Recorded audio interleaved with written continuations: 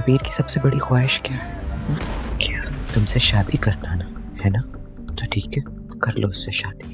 मुझे सच जानना है।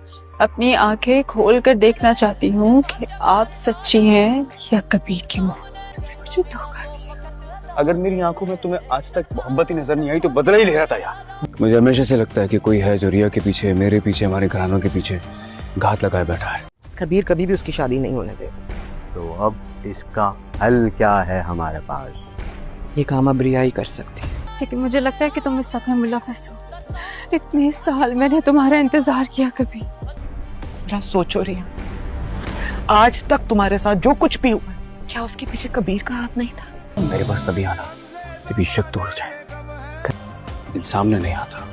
अब अगर वो मौके की तलाश में घात लगाए बैठा है तो मैं भी उसका इंतजार करूंगा, छोड़ूंगा नहीं उसे। तुम क्यों पुरानी बातें छेड़ रही हो? मैं और तुम एक हो तो गए अब।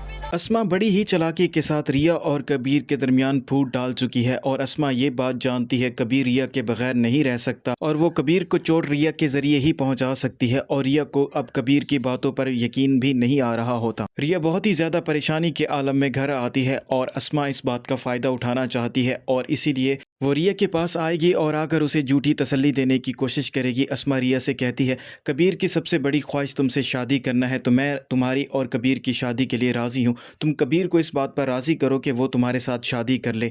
और रिया अपनी बहन अस्मा की बात सुनने के बाद खुश भी हो जाएगी और परेशान भी हो जाएगी।